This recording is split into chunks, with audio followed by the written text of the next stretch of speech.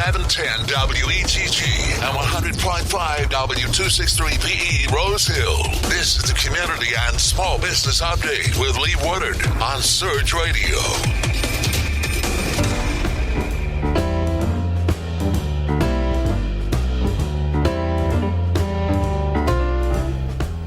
Good morning, Duplin County.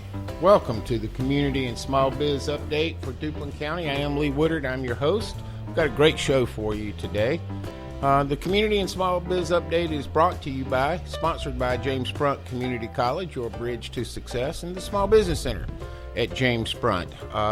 We've got wrapping up the last few weeks of this year at the Small Business Center. We have a couple of seminars on Wednesday nights in December, and then we'll start with a full slate coming back in January. So check us out. And if you need one-on-one counseling, we offer that as well. Be glad to work with you and your small business, see if we can help you. Well, without any further ado, let me introduce my guest today. Today I've got Geno Kennedy on the show. Geno, how are you doing? I'm doing well, Lee. Thanks for having me on the show. I listened to the show last week, and I'm already a fan. No, thanks. Yeah, it was great. I got an email from you last week talking about your company, and I thought, what a great fit for the show.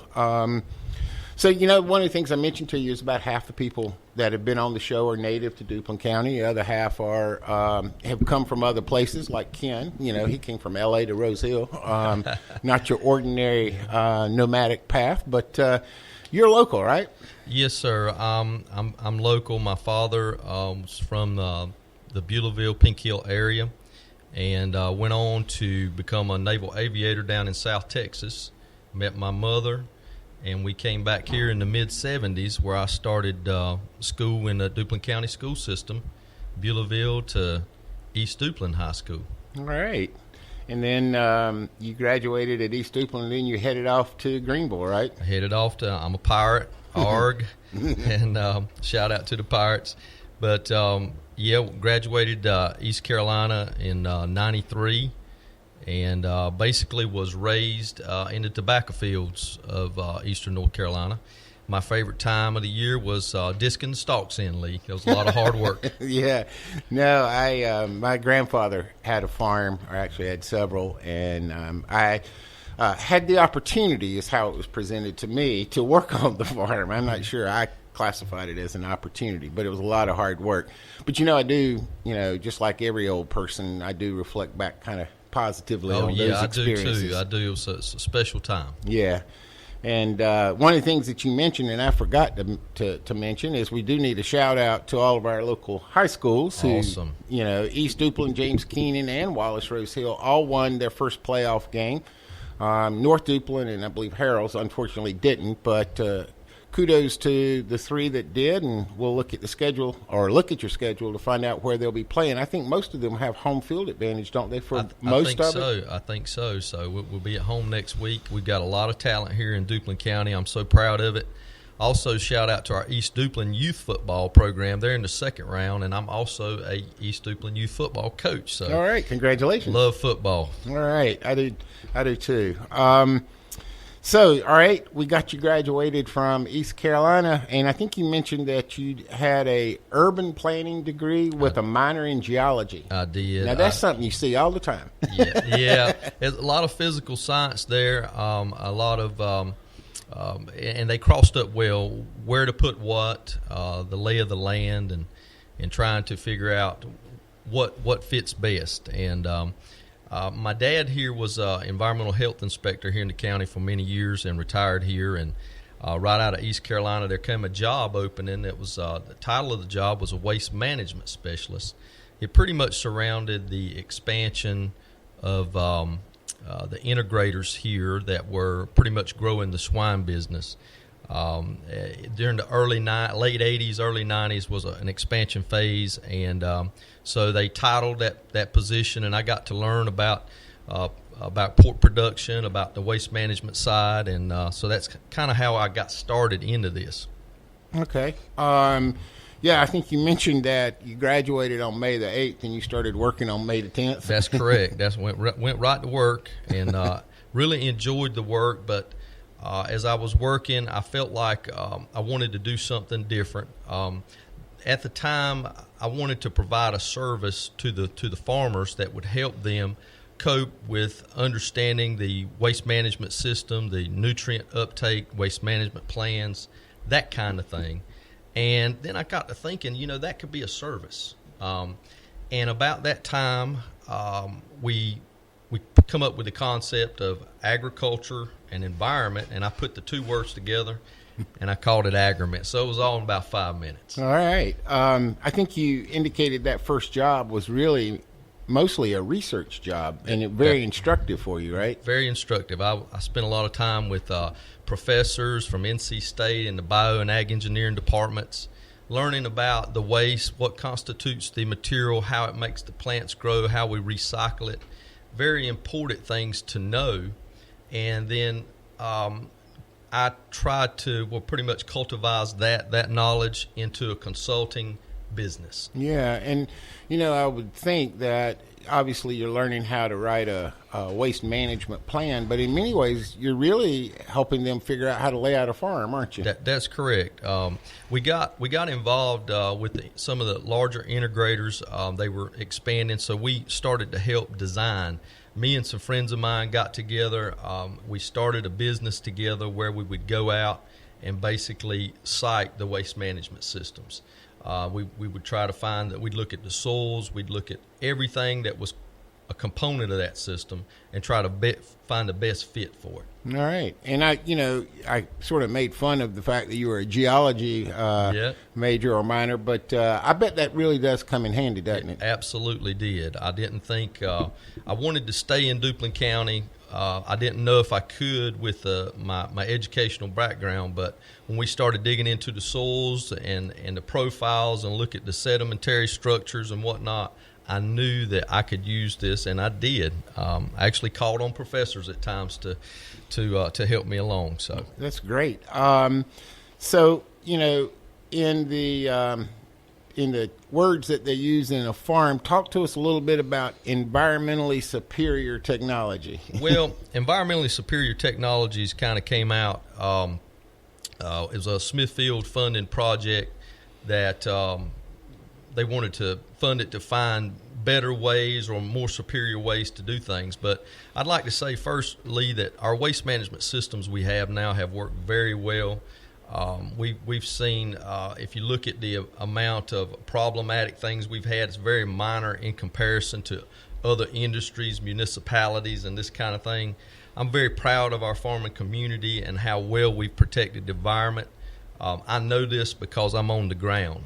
That's important because you hear, I think you would kind of say that the populist view is that it's not very good for the environment. And I think a lot of that is based on isolated cases going back several decades where lagoons either failed or you had storms, hurricanes, or whatever. But there's been a huge shift in the industry to not just being compliant, but and I don't want to jump ahead, but how to use that waste smartly as opposed to just making it a cost. And that is true. And even these systems that we have today have functioned for many years and done us a great job. And they're going to, we'll get into talking about that later, but how they're going to actually play a role in new innovative things because of the design of that system. Yeah, anytime you bring up the word sustainability, one of the things, at least when I define it, one of the things is just what you said. It's not just performing to regulation and laws.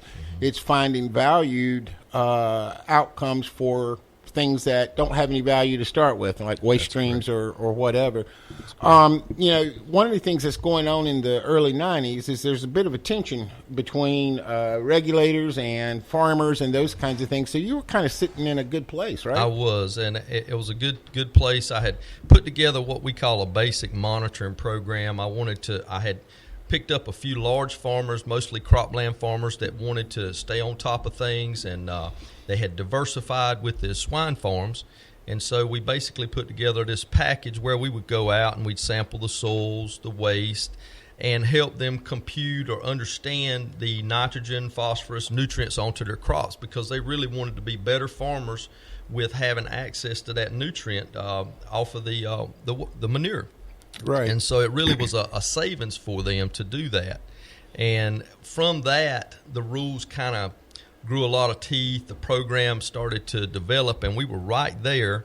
I was really lucky in the fact that I got to get in front of some folks that, iconic folks, I would say, integrate some smaller integrators that basically promoted me. They thought that the concept would work and that they wanted this on their farms to help their farmers. And so right off the bat, I had about 40 producers to come on board because I had somebody to believe in me as a young man and this concept. So that's kind of how I got off the ground. And today, Lee, we've got over 400 producers that we're helping in some shape, fashion, or form. That's excellent. And, you know, as is almost always the case, a small business gets started, in part, its success is because someone had faith in them. Somebody had faith. And I'll never forget, I was in a room of 40 contract growers at this particular place. And I'll be honest, it was the Tommy Herron of Hogslat. I talked to his growers. He asked me to go tell them about my program. And then I was shaking. I was nervous. And when I sat down, I was like, these guys, you know, here I am, 21 years old. They're probably not going to hear me very well. And he stood up in the back room and he basically said, if you'll go with this young man's services, I will pay half the bill because this is a good thing for our farms. It's a good base. Let's get involved. Let's make this the best we can. And we got in there. We proved ourselves. And we moved forward from there. That was very visionary on his part because he saw the end game was very helpful to everybody. He's a visionary. If you look at Hogslat and what they've done for our swine and poultry industry across the nation, if you need it on a swine or poultry farm, you can get it at Hogslat. Yeah. You know, one of the things that you sort of mentioned I want to go back to is, you know, you were out there in a position to help farmers before the regulations had teeth. Let's talk a little bit about who put the teeth in the regulations. Well, the regulators, sometimes in Raleigh and in Washington, D.C., when our regulators are regulating, they're regulating from there. What I was able to do is get involved and try to help come up with rules. And we had help from everywhere. The integrators worked with us. Everybody had a seat at the table. It was a stakeholders type deal.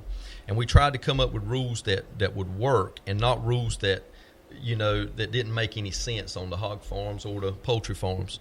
So being there at that time with the program was very important because we made them understand that, hey, this is how it's actually done. This will work. This will won't. And right now we have a great program in the state of North Carolina, probably one of the most comprehensive programs in the entire union. And a lot of other states have modeled their programs after ours because we've done such a good job. That's excellent. And, you know, you mentioned legislators legislating from their capital as opposed to, you know, correct, where agriculture actually happens. I don't think a lot of them even understand where our food comes from. That's a big problem, Lee. Our children, we need to teach them where the food comes from. It does not come from Food Line to grocery stores. That's where it winds up, but there's a process, and we need to show our kids. They need to understand. My son, Cade, he understands the little pig grows into this, and then he goes and he's bacon. He becomes sausage and feeds us and feeds the world. So we really need to get that message out. Yeah, and, you know, a lot of people, I don't think, really recognize how vital Duplin County is to the entire food chain. I mean, we make a huge portion of the amount of protein that's shipped all over the world. That is correct. I don't know. I think not the least of which is bacon. I think Duplin County, it's either Duplin or Sampson County. They tend to go back and forth for many years, but Duplin or Sampson County is the #1 protein producing county maybe in the world. Yeah, I think that's right. And I think, you know, between the two of us, we've got it locked up. Yeah, we do. Pretty much. That's it. And can't beat bacon. So talk a little bit about, you know, you were there, regulations are starting to come on. Farmers typically are not the last ones, but typically aren't as able to stay up with what regulations are, and Right. so you're sitting there in a good position to help them.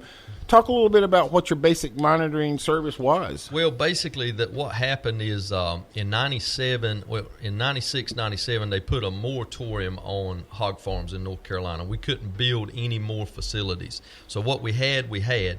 And then they started an intensive inspection program where we got 2 inspections a year from 2 different state agencies.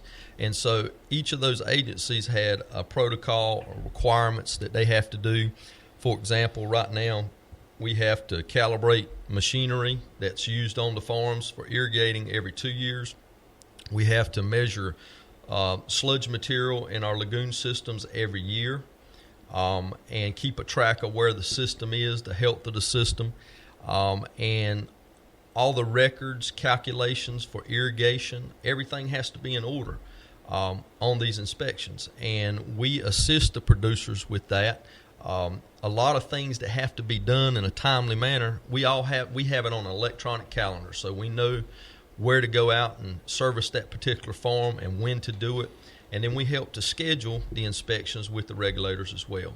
And they appreciate that because everything is organized, understood. If they got any questions, we carry them out to see whatever they want to see. And if they got any follow-ups, we follow up very diligently with the regulators. Yeah, that's got to be a source of security, if you will, for the farmers. We have a 98% renewal rate in our programs. That's a good record. If we get you to work with us, then we usually keep you in some fashion. So I would attest that to our staff. We work hard. We started with just a few of the farmers, and we've been in a lot of situations, and we've find the middle ground every chance we get. I think you said you ended up starting with about 15 to 20 producers, and somewhere around 95, you left your county job and made this your full-time job. I did. I did. I left it. It was kind of a nervous situation, but took the risk, and I'm glad I did. And I'm really thankful that I was able to stay here in Duplin County because that's where I wanted to live, and it's my producers. I have everything. I owe everything to the producers that we work for. Yeah, and you've expanded. I think you mentioned you had about 400 clients, but some of them are even outside North Carolina. That's correct. We do a lot of work with folks. I'm doing some work right now with a dairy farm in New Jersey. We just got done with several farms in South Carolina. We work with farms out of Oklahoma, Iowa, Minnesota, you name it. A lot of folks call us about our products that are being marketed out there. Yeah, and you mentioned you kind of started with this basic monitoring service, but you've grown. In addition to, you still offer that, but in addition to that, you have several products that can be bought even through Hogslat or whatever. Talk a little bit about the products you moved into. We got to playing in the doing the sampling with the manure very early on. Before it was actually a requirement, we were doing it on these farms, and so we got to learn a little bit more about it.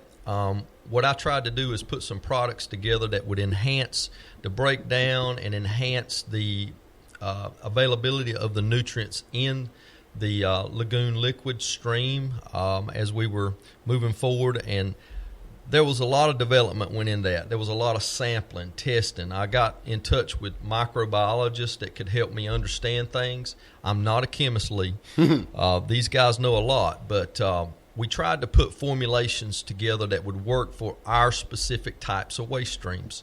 We noticed that a lot of the products out there were very generic in nature. They may be used to treat domestic wastewater, industrial wastewater, but they really weren't specific to the animal industry. So what I did is I found good bugs that worked for us, and it just enhanced Mother Nature, and we concentrated those blends, and we made them a lot cheaper than the other products that were on the market. That you really hit on so many things that are critical to the success of a small business. Just one of them is recognizing an opportunity. Absolutely. And you recognized it from the vantage point of the customer. The customer's buying these products already. What they're buying isn't set up specifically for what they're doing. But I think it kind of marked a watershed moment for you, because you're now going from regulation, helping farmers stay regulated within the, whatever the specs and requirements are.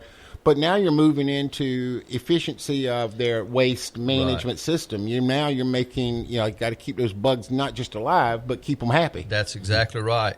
And we always tout the fact that our, other companies out there, we're a full-service nutrient management consulting firm that has developed these products. And so that gives us an angle. We've been on the farms. We spent the time there. We have a network of farmers that understand us. They believe in us for taking care of their farms with the regulations, and naturally they believe in our products that we put out there. Our pit hammer product is probably one of the most successful pit products out there right now. What's that? Well, it's a liquid product. It's got a concentrated blend of bacteria in it. It's used mostly in the Midwest and here in the East for liquefying manures. It also helps with crusting of material, so it doesn't. And so out there and here, it's like liquid gold. The more of this stuff they can get onto the corn land, the more monies they can save with commercial fertilizer. So what they've noticed with the pit hammers and our product lines is that they're able to pump more of this stuff out. It's liquid. It's more crop ready. So per gallon, they're getting more nutrients. They're getting more bang for their buck, and we know they are because they call us and tell us about it. We get calls all the time, and our POs, our purchase orders, have increased as well. So we've noticed that. Yeah, one of the things that's important to note is that Hogslat has stayed a good partner with you all the way through, right? Yes, they've been great to us. You can also get our products through some of the integrator warehouses, such as Murphy Brown, which is Smithfield Production, a hog production now. They carry our products in their warehouses, and they can get in touch with their field personnel, and the products can be delivered to them. Hogslat services all that, but they have availability to our products. And also, all of our products are online, Lee, at www.agrimentservices.com. We are all the time picking up a few of the basic monitoring clients as well. So I urge our listeners to go to our website and check us out. Yeah, I say it almost every Saturday. We're almost halfway through the show. Time doesn't always fly when we're sitting here talking. I am Lee Woodard, and you are listening to the Community and Small Biz Update for Duplin County. Today, our guest is Geno Kennedy. We're talking about his business, Agriment. And if you're interested and would like to call in, we'll open up the phones now. Phone number here at Surge is 910-289-2031. That number again is 289-2031. Give us a holler if you've got a question you want to ask Geno, and we'll keep talking. So you've talked a little bit. You started with your basic monitoring service. You then saw again that there was opportunity to provide even more products for the farmer. So you made those products. What else have you done to grow your business? Because you really are you mentioned full service. You really are full service for your farmers. Absolutely. We like to create the one-stop shop attitude. The more that we can do and keep in-house, we'd like to do so. Some things we will subcontract out, but the next thing we saw, we were being approached by some banking institutions as farms were being moved for understanding the systems, what costs would be for selling the farm from one to the other, and we started reporting to the banks to help different farms transfer. And I got to thinking about that, and we decided to wrap a full-service realty program around some of these farms. Lee, one of the things we're looking at here is most of our producers here in eastern North Carolina are owned in the range of 55 to 80 years old. And the farms have made a big difference in the livelihoods of the people. They've provided excellent for our folks here. They put our children through school. They become doctors, lawyers, and now we need somebody to come in. It's time for these folks to retire. I was going to say the average age. You mentioned the average age of our hog farm owners is pretty old, isn't it? Yes, it is. So they got to think about, settling down and retiring. And what we've tried to do is we've moved a lot of farms, but we try to find a good grower, usually a good young grower. We need some more young people. Yeah, you mentioned that, one of the things that I got two stories really to say with that. One is as I was approaching graduation in high school, my grandfather pulled me aside and said, if you want to if you'll go to NC State and major in agriculture, I'll give you 500 acres and you can be a farmer. Yeah. I was like, no, thank you. I'm going on to somewhere else. That said, it really is important to note that if you're interested at all in agriculture, there's a job waiting for you. There is. There's a great opportunity. If and a lot of times the siblings have come up, but maybe they're not interested in carrying on the farm. So it's left up to us to find a good grower that's acceptable to an integrator that can take over that contract, because the integrator needs good producers on the farms. There is a need for this protein all over the world, and we got to keep providing it. And so we need good, young, energetic folks to get in the system, make their applications to the banks, the government programs, whatever it may be, to keep these farms viable and alive for generations to come. Yeah, I'll give a shout out to one of my clients at the Small Business Center. Hey, Ronald, I have some clients that are just starting, or Ronald's not just starting. He's been at it for a little bit.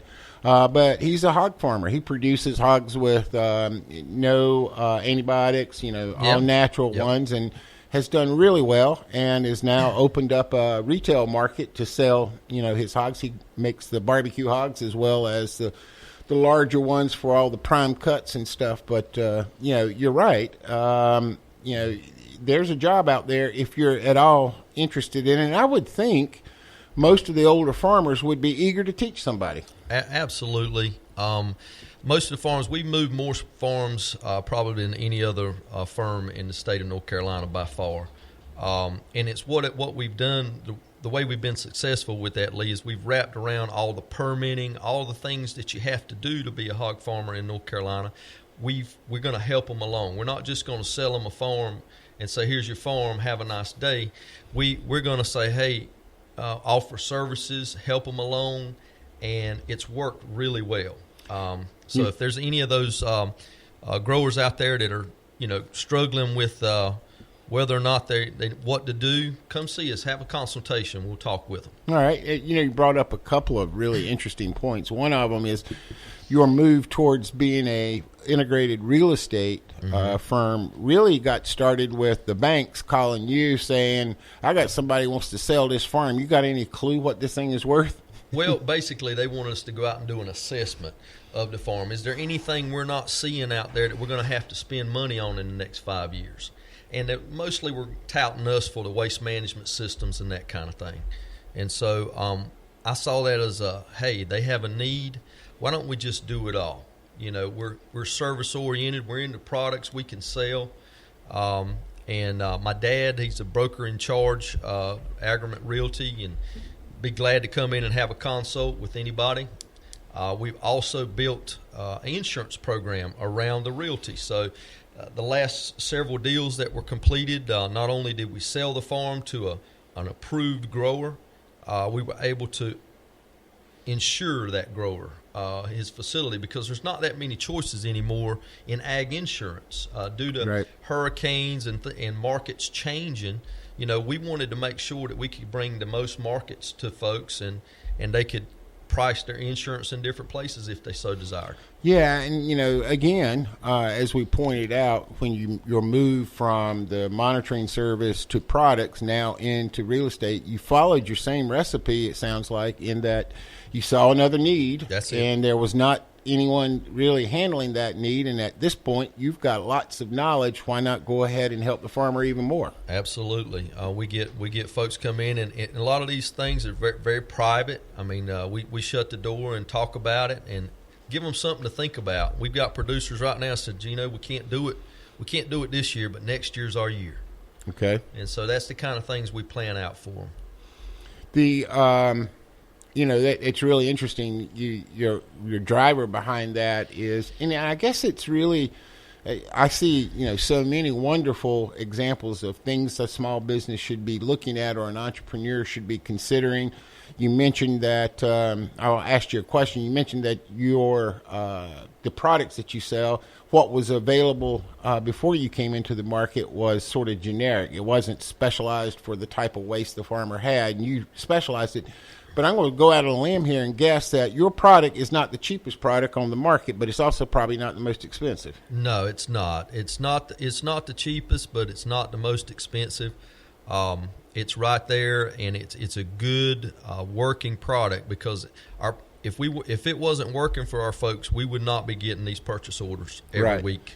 Well, that's one of the seminars at the Small Business Center that we run every year is the top 20 reasons that small businesses are successful. And this is all small businesses. And by successful, I mean been in business 10 years or more. And one of the things that you see in any small business, no matter what it is they are never the low price in a marketplace, and they're typically never the high price in a marketplace. They're right somewhere in the middle. That's right. And they can quickly tell you what the value of their product is. Absolutely. And that's what we found as well. I had a caller call yesterday from North Dakota, and we always take people's name, their emails, and we give them a follow-up call. How are you doing? How did the product work for you? And we can change their protocols. We have several products, and some of them work better with a flush type house, pit type house, and they work very good in conjunction with each other if you do it right. So we kind of give guidance. We don't just sell product. We actually want to know how people are doing with it so they'll continue to use our products. Yeah, and you mentioned one of the other things that I think is probably as critical as anything to your success, and that is you're out there on the ground. You can talk with them, and you have credibility because you're right there with them. Absolutely. We've been all over this country on waste management systems. I've been on a 70-acre lagoon in Bakersfield, California. And they have a big sign up on Interstate 5 in California that says Lake such and such, but it is a dairy lagoon. That's funny. That's funny. Out in, one of the things you probably ought to do, I don't know who's in charge of environmental services now for Guilford. Yeah. Guilford has lagoons out back as well. We called it the Bay of Fungi because what they've got, their critters are there to eat synthetic polymers, trying to eat up dyes and chemicals as well as polyester. And, it's interesting. Those critters don't really want to eat that. Right. It's sometimes you got to find selective strains to do what you want. And what we've done is we knew we were working in an anaerobic environment. We knew that there's not a lot of oxygen, if any, at any time in our lagoon systems and pit systems. So we tried to find the bacteria that worked best for us in an anaerobic realm. We selected those strains. Now, if you give them air, they're called facultative. They will take it. They'll use it to their benefit. But we have stressed the environment that we work these bugs in. Okay. One of the things that, it's kind of interesting, you've started your business, you're offering, monitoring services, you've created products that will improve their waste efficiency, you've helped the retiring farmer, sell, value and sell his business, including the insurance that would be expected or needed in that type of transaction. But you're kind of sitting on top of a big waste pile. That's correct. So what do you do with the big waste pile? Well, we have, for the past 5-6 years, we've been working for several renewable energy companies. Some of them are quite large. And there were several years there that we really couldn't disclose who we were working for, talking for, and it was just developing. Senate Bill 3 was developed, I think, in 2007 by Senator Charlie Alberson. A pretty visionary piece of legislation. And it's one of its kind. There's not another one like it in the United States. It's a specific renewable energy portfolio standard that has a carve-out for swine waste, poultry waste, and also, I think, solar and wind. And so that is the reason that we have the opportunities to use this material to create energy. It mandates the utilities that they have to have X amount by X date from these renewable sources. Yep. Yes, correct. From these sources. So we have steered our company to try to assist that, and we do a lot of sludge removal, dewatering. We have a new dewatering program. We call it the AgriTube technology. A lot of videos online of this concept, but it's basically taking out all the solids in the liquid stream and then processing that for either to be an organic fertilizer or fuel to power a plant. You know, a lot of people, I don't think, and why would you think of it, but don't really realize that poop has a high BTU value. Yeah, some of it has a very high BTU value. Some of it has mid-range BTU value, but when you mix the two together, guess what? You got a pretty good fuel. And we're in the process of getting this material out. There is a lot of this material in our area. It's been called the Saudi Arabia of biomass. Yeah, you're talking about Duplin and Sampson, right? That is correct. And if you look at our footprint where these facilities are, I can see centralized processing units where the material is processed and carried from point A to point B, and then it becomes either energy, organic fertilizers, etc. We have seen a wealth of awesome projects out there, and I know some of them are going to change our lives. It's going to make things better for us, and we are very excited about the renewable energy program at Agriment. And would love to have folks visit our website or visit with us about unique ways to deal with this. Yeah, I can get on my soapbox really quick when it comes to sustainable energy and point to a whole lot of things. I mean, one of the things, you can't drive through Duplin County without seeing a solar farm. Mm-hmm. They're everywhere. But renewable energy is so much more than just solar. Absolutely. And you do hear people ask, well, why don't we have wind and why don't we have geothermal? And, you know, one of the things that I always try to stress with people is, well, first of all, you should pick a technology based on what gives you a competitive advantage. That's number one. And so when you look at Duplin County, where's our competitive advantages? Well, we have a whole lot of sunshine. We have a whole lot of water. We have a whole lot of land, arable land. We have 2 to 3 growing seasons. So all of a sudden, it doesn't take you long to realize biomass really is a strategic advantage for us. So now, and I don't think people recognize, okay, I got a lot, or I can have a lot of biomass. And I got so many things going on in my head. One of the things, though, that you mentioned is one of the reasons none of these sustainable energy things have taken off is because you can't make an economic model out of it. You can't be profitable with it. But here in Duplin County, you just mentioned we could have a central location for processing everything. Absolutely. And now all of a sudden it's fed by multiple farms. That's correct. And then all of a sudden now the economy actually looks kind of good. We have actually created another entity off of it's a sister company to Agriment. Imagine that. It's called Renewable Transport LLC. We're going to be involved in transporting these materials, conditioning these materials, and working with our partners in the energy realm that are specialized in processing these types of materials for fuel. And that's all underway now. There's been significant money spent already.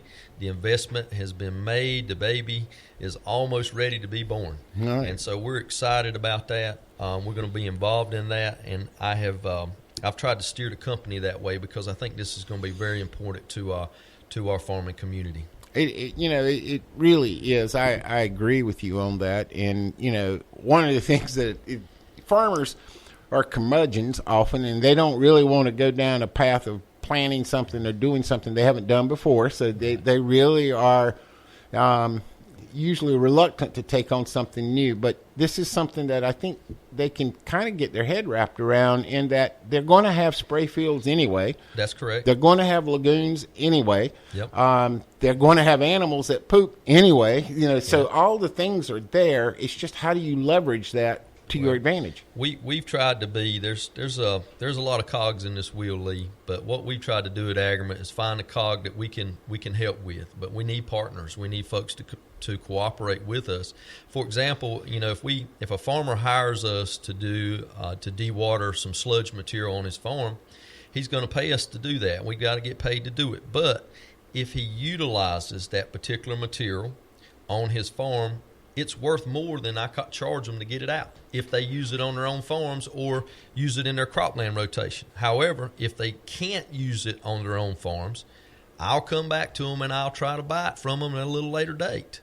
I'm not going to give them what I paid for, what they paid to get it out, but I'm going to give them an avenue if they want to move that material off of the farms, et cetera, and so forth. Well, I mean, in that way, you're creating a market for them. Absolutely. So it kind of self-feeds itself. But, one of the things that, I want to come back to the dewatering and some of those things. But, there really is a whole host of opportunities. You can blanket a lagoon, for example. Absolutely. We've partnered with I went across the country and try to find folks that have the same ideas I have and the same concepts of trying to do things. And we partnered with an outfit that covers lagoons, and we've covered a lot of lagoons, more lagoons than anybody in the country. And we're actually quoting covers now in Mexico, and we're doing some large quoting here in eastern North Carolina. And basically what that would be is, capturing this gas, putting it to a methane generator, and basically powering the farms, and any extra goes to the grid. And we've got companies, carbon credit type companies, that are looking for these opportunities. So they need these things to make the farms work for the capture the carbon credits. And so the beautiful thing of that lagoon too, the cover, is it. Chronic rainfall is not an issue when you have a cover, because you can always pump that water off, and it's clean, fresh water. Yeah, and what you mentioned, carbon credits. A lot of people, I don't think, grasp that if you were to cover, for example, a lagoon and capture the methane that's coming off of it, you have reduced your carbon footprint on that farm. If you subsequently pull that methane and make it so that it's a fuel that you can run fork trucks or whatever, well, now you're starting to not just be carbon neutral, you're starting to be carbon positive, because you've even reduced the footprint even more. That's correct. That's a beautiful thing. It's basically, there's folks willing to buy your credits or buy credits, and you basically they are trying to do a project somewhere else in the world, and they have to have so many credits to do the project. So they're looking for investments, looking for folks like us, if we got the tools put together, to do business with us. Yeah, and I've got a good friend who, hey, Mark, that works at Carbon Neutral. Yep. And that's part of what they do, is set up exchanges for buying and selling carbon credits. And absolutely. The reason, I don't think people know the reason that's important, if you look globally or just within the nation, there is legislation coming on that would imply that businesses, industries, are going to have to take ownership of their carbon footprint. That's correct. There's some discussion of that, but if we continue to move and get ahead of the game here and set up these projects, we'll be well ahead of that. That's right. So it's always good to get ahead of any kind of future regulatory requirement and that kind of thing. Go ahead and get ahead of it. That way you can determine the outcome a little better. Well, not only if you get out in front of regulation, then you do have a voice as to what the ultimate regulation will be. And you can even be fortunate enough that the regulators will turn to you and say, you got to do it like them, which becomes a competitive advantage for you. Absolutely. And but ultimately we want to be good stewards of the environment, and we have an opportunity here in the East with our footprint. This is not really practical in the Midwest because they're so sparse. The farms have lots of flat land in between them, but where we are here in the East, our footprint is so tight. I can see where, hey, these farmers might make a little money on the back end here, and this is a good thing down the road. Yeah, it really is kind of interesting when you look at a map of the U.S. and you overlay on top of that map potential renewable energy sources. Mm-hmm. What you find is that every state in the nation has some opportunity, but it changes based on where you're at. If you're in the Northeast, you can dig an expensive hole down in the bedrock and have geothermal. That's right. Not so much here because that hole will collapse in on itself, Absolutely. so you don't dig expensive holes here. When you move out to the Plains state, you're not really going to see, just as you mentioned, the farms are too spread apart, so it costs too much to transport the waste into one location. But wind is really a good thing in Plain State. Really wind works on a mountaintop or out in the ocean or in the Plain States, That's right.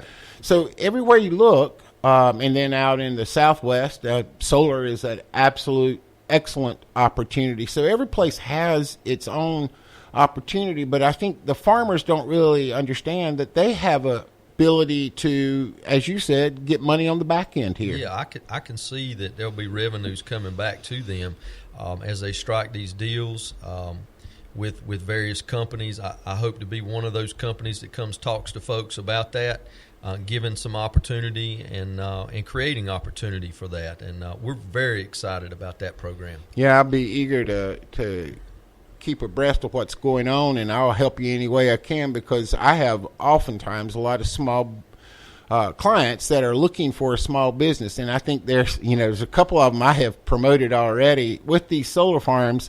They've got a huge pasture, in essence, sitting out there, and mowing that huge amount of land is a real challenge for whoever owns it. I said, why don't you get into the sheep business and let your sheep stay at the solar farm until winter, then take them to market, and then come back with a whole new set.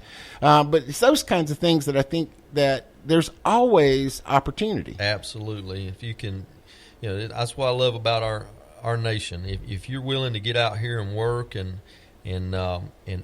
take risks, you can make it. You can make it out here. Yeah.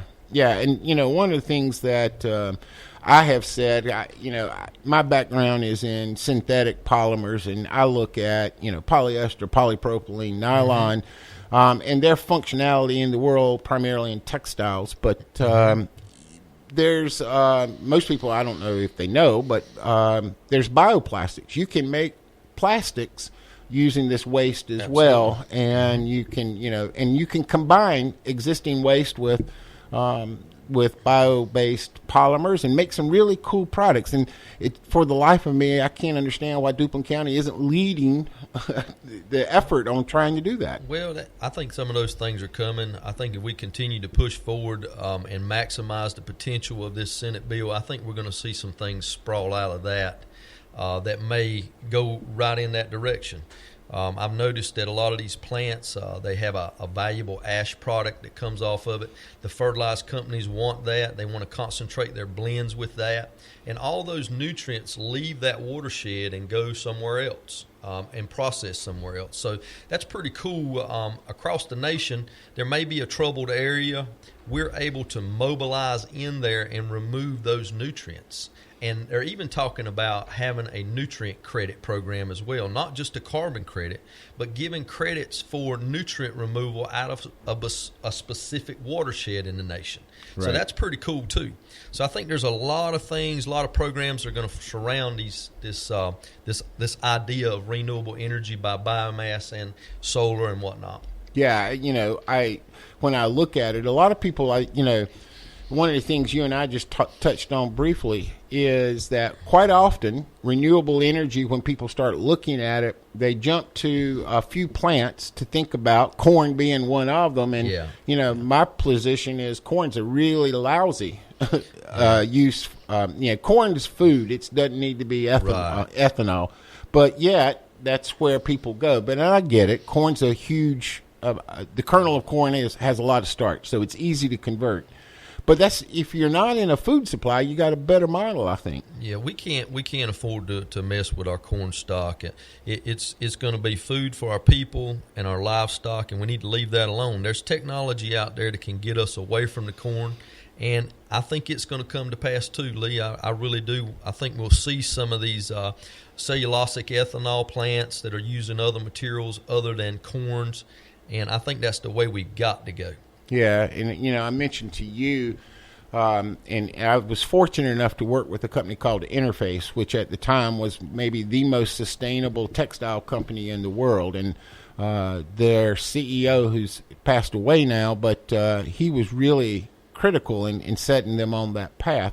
And one of the things that, Interface did was get all in their carbon footprint and understanding that, and renewable energies, and, all of those types of things. And today they reuse energy 2 or 3 times. That's correct. In their plants or their facilities, which cuts their cost almost to zero.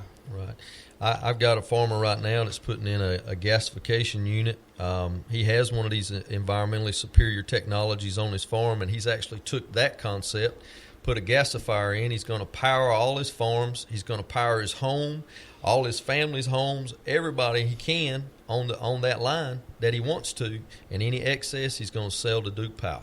Well, a lot of people I don't think realize, obviously if you're in the solar farm you do, but that I think it's the same Senate bill that says you've got to have your portfolio made up of certain amounts of sustainable. It also, because our energy suppliers are an oligopoly, they basically are set up and run by the state. They have to buy it if you bring it to them, right? That is correct. They do have to buy that, and they know that, and they're negotiating every day with different folks. I know several that have solidified a great amount of this carve-out already. They've already spent a lot of money in our state, so I'm real excited about that. And you'll hear more about that in the very near future. That's excellent. And one of the things that I touched on because of my background with Interface is biofuels.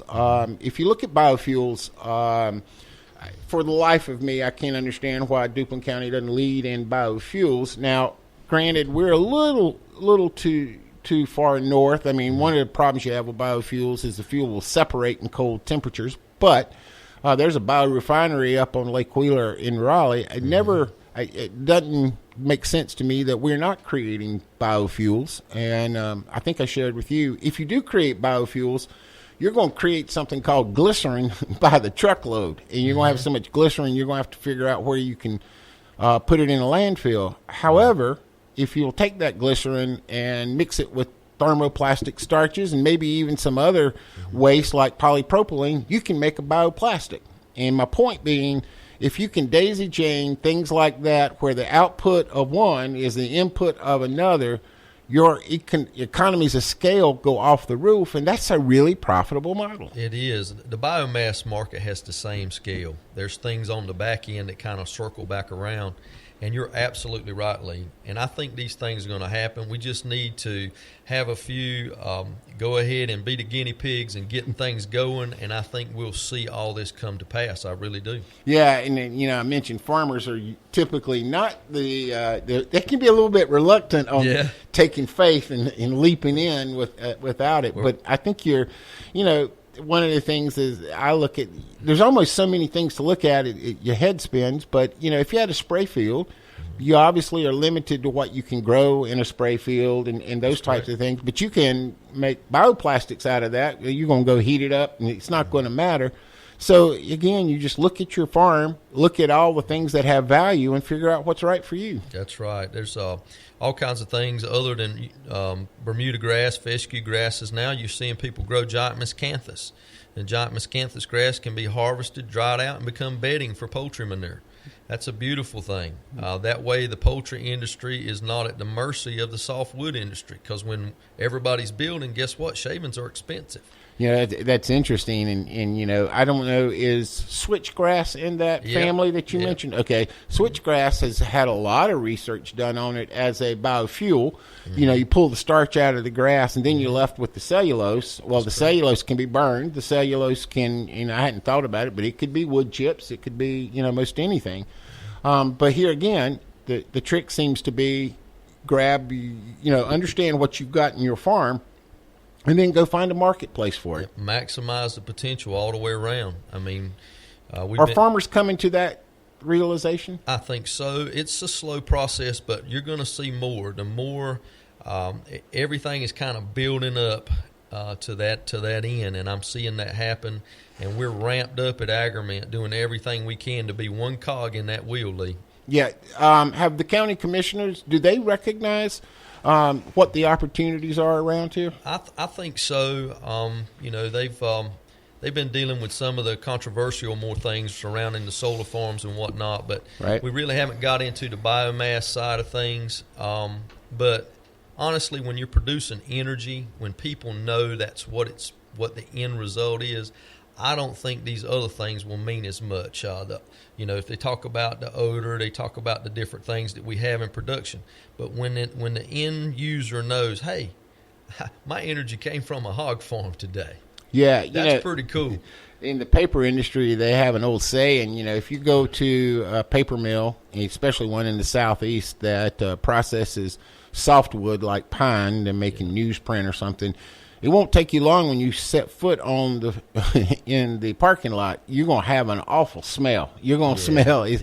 And they just say it's the smell of money. It is the smell of money. And the beautiful thing about some of these technologies is the things that are somewhat odorous, that's what's going to be leaving the farm. That's what's going to be processed. So you're going to see the odor plumes on these facilities dramatically reduced. Right. It's going to be better all the way around. I'm excited, Lee. Yeah, and one of the things that I'm assuming, if you dewater a waste stream, now you've got solids, and you concentrate those solids, that it just increases their BTU. But you could even make a compressed pellet that you can burn. We have done it, and it works very well. That stuff is it's almost like lighter fluid when you do that. Yeah, I would think so. And that's one of the top industries here in the county, is sending wood chips down to the port in Wilmington that they're going to compress into pellets. Wood pellets. Well, there's no reason why you can't have poop pellets. That's exactly right, and that's exactly where it's heading, Lee. Yeah, we're very excited about that.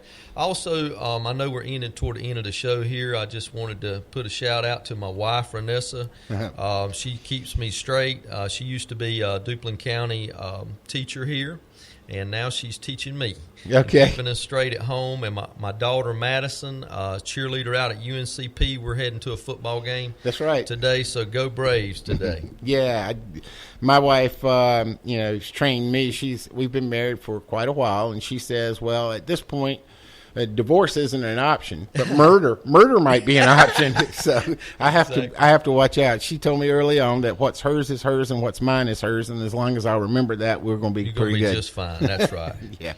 So hey, Lydia, how are you doing? Hopefully you're listening. Well, anything else you want to add? This has been great, Geno.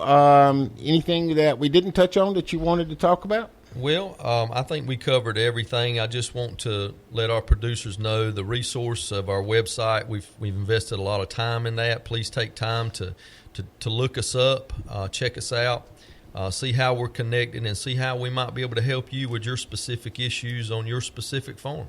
Okay. And again, just one more time, tell them how to get to your webpage. Okay, it's www.agriment, that's A-G-R-I-M as in Mary, E-N as in Nancy T, services.com. Yeah, and if you do a Google search, you come up right on the top first page. It'll hit it right to start with. Yep, that's an excellent, well-designed webpage. Well, folks, I say it every week. You have wasted an entire hour listening to the Community and Small Biz Update for Duplin County. Again, I'm Lee Woodard. This show is brought to you by James Sprunt Community College, your bridge to success, as well as the Small Business Center at James Sprunt. So, until next week, we'll see you later.